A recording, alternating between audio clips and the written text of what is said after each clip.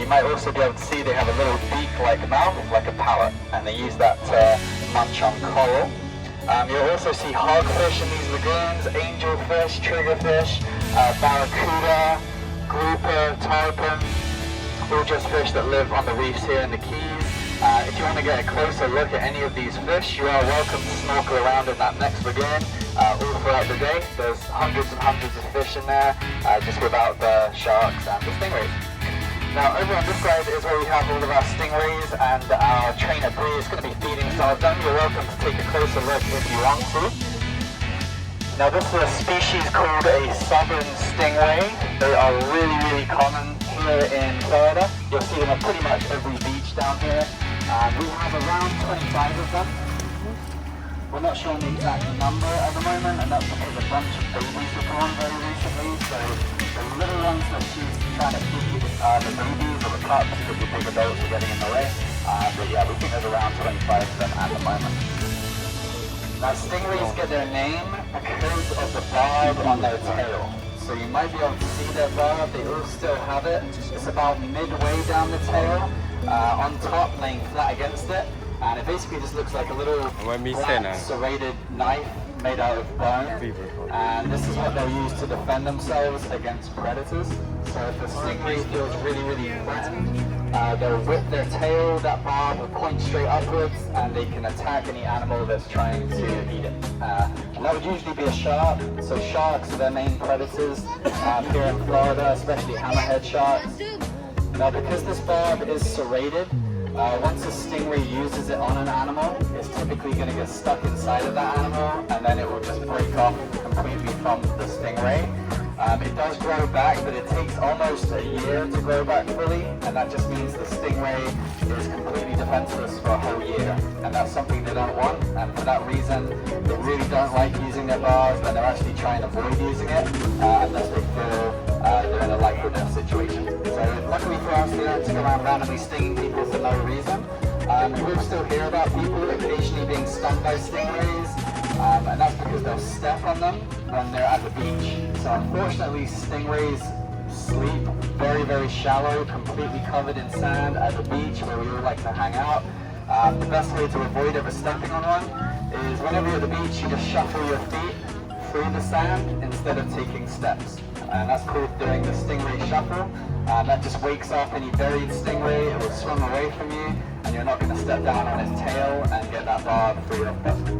Now this is really important because this species of stingray are highly venomous, so that barb is covered in venom. It's not usually deadly towards humans, it's just always excruciatingly painful if you get stung by them. And that pain can last anywhere up to about 48 hours. You can feel it throughout your whole body. It's just not a nice experience at all. So I'd always recommend doing that stingray shuffle whenever you're at the beach, especially here in the Florida Keys, and that will keep you safe. But like I said, they don't want to use their barbs, so if you see one out in the wild, there's nothing to be afraid of. They're not going to come up to you and randomly sting you. Now those are the stingrays. On this side of the lagoon we have our sharks, and our trainer Bree is going to call them up so you can see them.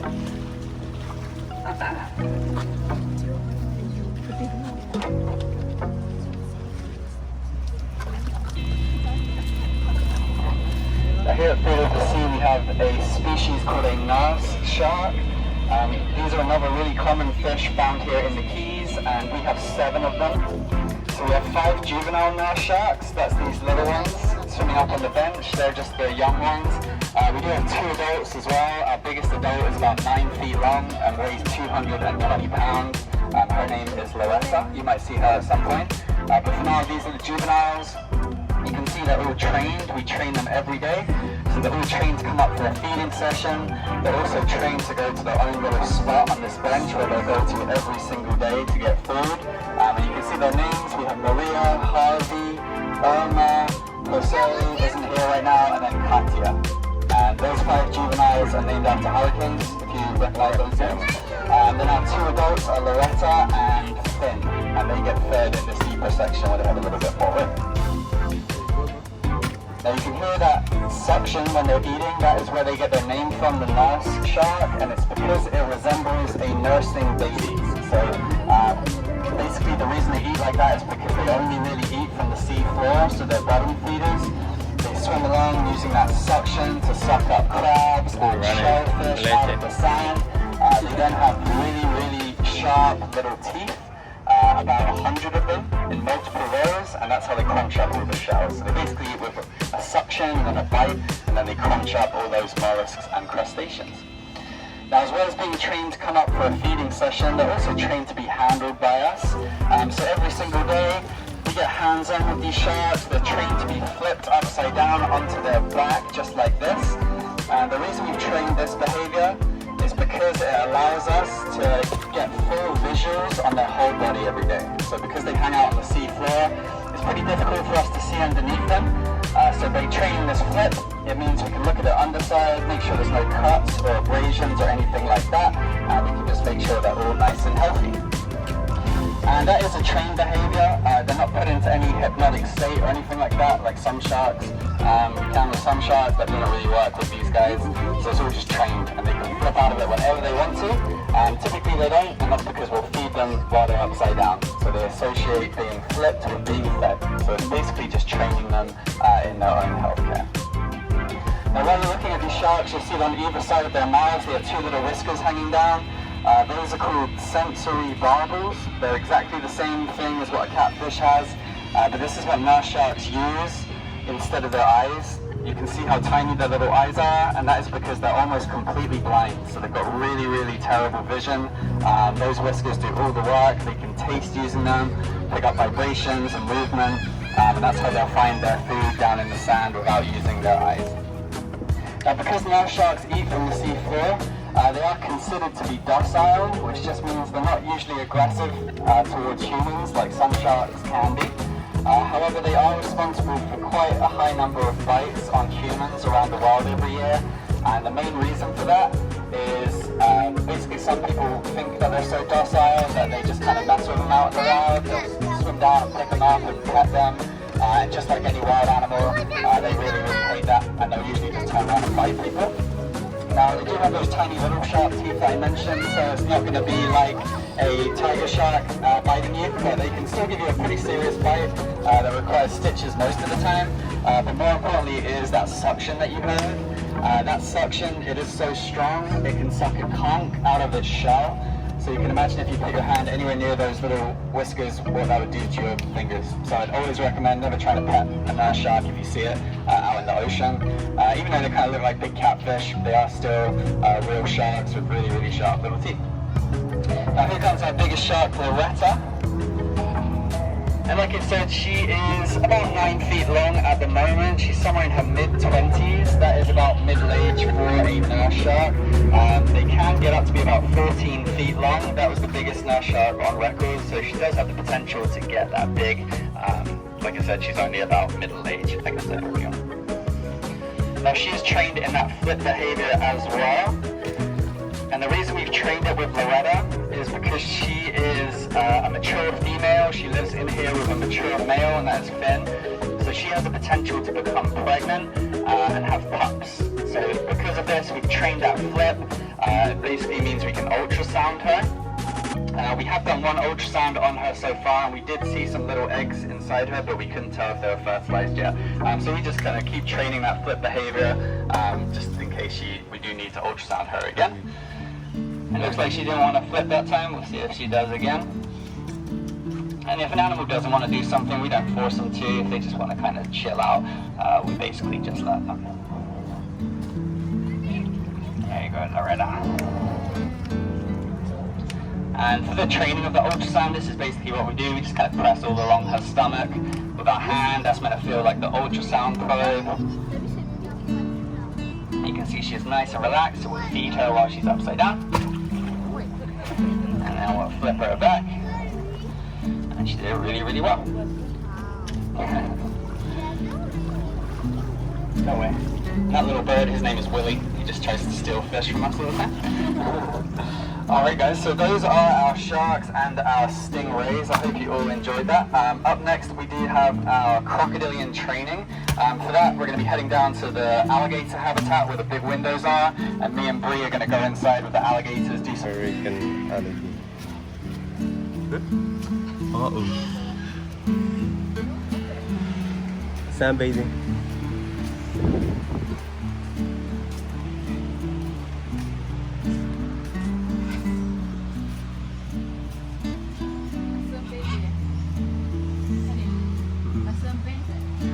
Yeah.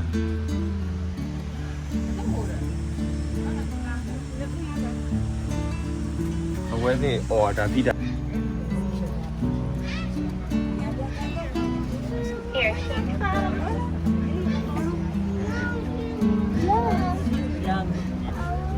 So I did say that they're not these big crazy aggressive attack animals, and I am walking in here with this giant stick, so you might be wondering about that.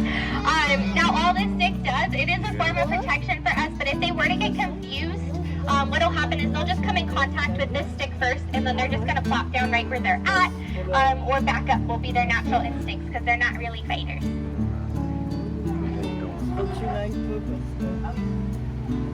So he's gonna call her out just so you guys can get a good look at her. Now you'll notice that they're more of this dark coloration. This is what alligators look like, this deep olive color. A lot of cartoons portray them as green, but they're not really green at all. Any of that green color that you might even see a little bit on her is actually from algae growth. Out in the wild, there's birds and fish. There's birds and fish that will help clean them up. We don't have them here, so here they're trained to allow us to scrub them and to even brush their teeth. Now it was Allie's feed day, so she did get a small rat right there. And you guys might be wondering how we do our training, because I did say they only eat about once a week to once a month. And if any of you guys have a dog or know someone with a dog and you're trying to teach it to sit in your... Only giving it a treat once a week is not going to sit. She's frozen. She says, this is delicious. So she does know how to word differentiate. Jack just called her into the pool, so here she is backing up. So in between their food, we do give them training traits of non-fat, sugar-free, flavorless gelatin. You'll see it with the marine mammals as well. Now that Jello allows us to do multiple sessions a day without having to worry about overfeeding them. We don't want to overfeed them, that can make them sick. But we really need to be able to do those training sessions to give them the mental stimulation that they need. It also is another source of hydration for them. We freeze all of the food that we give them here to make sure we kill any parasites or bacteria that could have been living in those animals prior, so our animals don't get sick. During that process, it does seem to lose a little bit of its moisture, so this Jello can replenish any of that moisture that was lost. Oh, she's eating Jello. I don't know if you guys can see, but she's rolling her head down on the bottom there to find that Jello. Yes, the Jello see-through. So it is hard to see. And out in murky waters or swampy areas where they don't have great visibility, that's how they'll find their food. There's receptors all over their face that they can pick up little vibrations, and they'll kind of just roll it on the bottom of the floor until they find their snack.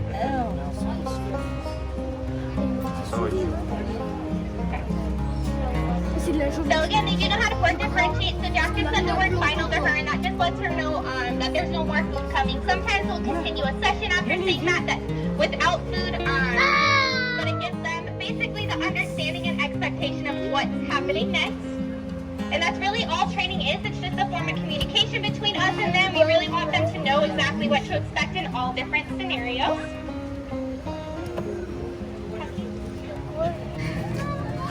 So one of the ways that you can tell them apart, probably the easiest, is their face or their snout. Crocodiles have a much more slender snout, and it's almost like their head's shaped like a triangle, whereas alligators have a wide snout and it matches the shape of their head, kind of like a Subway sandwich. These guys look like a slice of pizza. Igor! Now, crocodiles are found in freshwater and Chin up have a one. freshwater source. So if you guys happen to run into a crocodilian while you're visiting us down here in the Keys, hi handsome, you are much more likely to run into a crocodile than an alligator. Can you come all the way?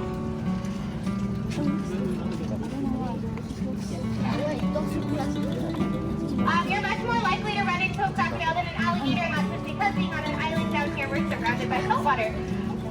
Now, if you've gone paddleboarding, kayaking, hi, come here. Igor. If you've gone kayaking or paddleboarding in any of our mangrove rooms or the canals down here, you've actually likely gone right by one of these guys and not even realized it.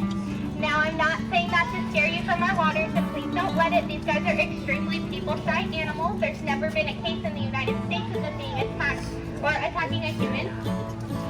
They go after much smaller foods such as mice, rats, chicks, fish, things like that. But I don't want you to confuse these guys with their counterparts in India, Australia, or Africa. Those guys go after much bigger game. If you happen to see one of those, I suggest you leave immediately. But these guys, if you see one, just admire it from that safe distance. Again, don't get too close, just like the alligators, but they're not going to go out of their way.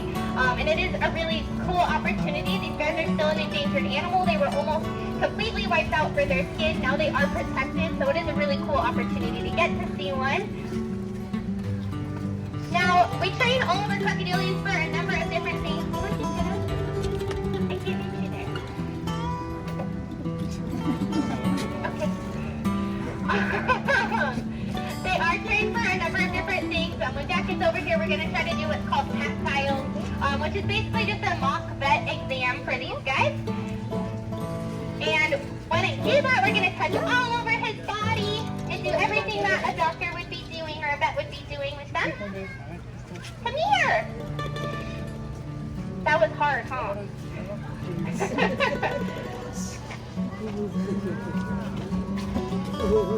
No. Okay. Would you like stick or patience? So me tapping on that bucket right there is just me asking him to stay still so Jack can enter his habitat. Good boy. Stay still. Igor, cut. And again, this is really just a form of communication. They do know how to word differentiate. We want them to know what to expect. So I let him know before someone touches, that way he can focus on me and trust what's happening. Now Jack's rubbing all over his body as if his vet was trying to feel around him. He might do a palpation motion with his fist that can mimic an ultrasound. He's going to pick up his feet and check for cuts and abrasions. Now it's not that this stuff's happening all of the time, but how many of you guys like going to a doctor? Funny, I hear no one either. Sorry if any of you are doctors. But most of us associate it with being sick or injured, and that can happen with animals as well. So we really practice all this stuff on good days so they know what to expect and they want to participate in those sessions. That way, if there ever was a day... Igor, come here. If there ever was a day where we were unsure about something, it's not scary, or we usually know exactly what to expect in that scenario. Relax.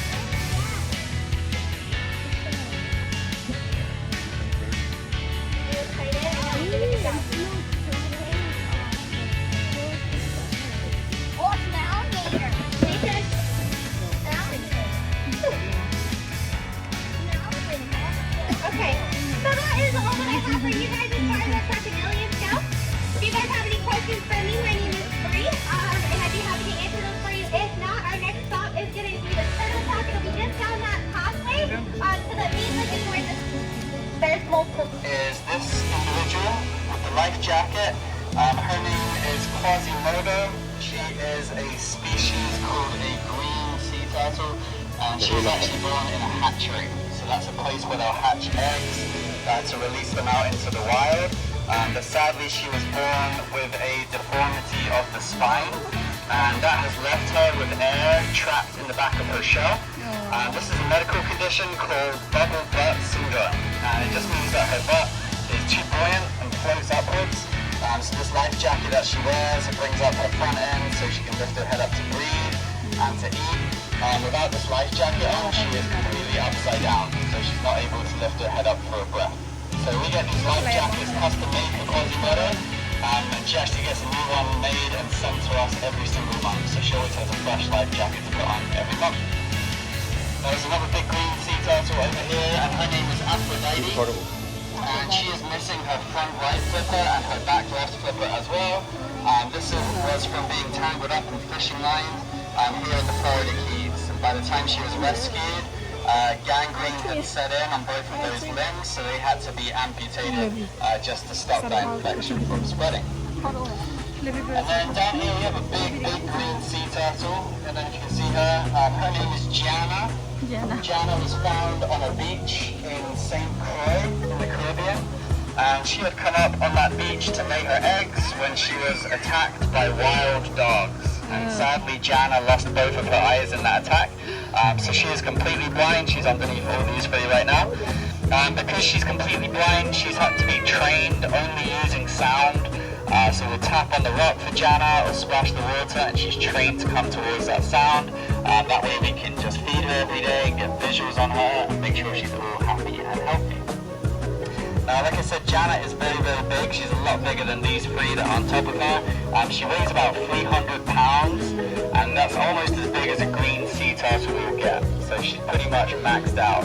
We actually think Gianna might be one of the oldest ones in the park. We estimate she's about 100 years old. These turtles can live to be about 200 years old, so hopefully she's just middle-aged and she still has 100 years left. Aphrodite, Quasimodo, and Christmas, we think they're in their 30s or 40s. Yeah, that one is, her name is Christmas, the one here. As you can see, she has bubble butt syndrome as well. This was from being hit by a boat on Christmas Day. And the boat strike caused her shell to deform and gave her bubble butt syndrome. Now, instead of a life jacket, you might be able to see she has 2 lead weights attached to the back of her shell. Those lead weights just weigh down her rear end and balance her out, kind of like the life jacket does. So it's just a different method of treating bubble butt syndrome. Now, one thing all 4 of these guys have in common is they have a tiny little tail at the back. You might be able to see it. It's just poking out from underneath their shell. But that's how you can immediately tell that they're females just by looking at them.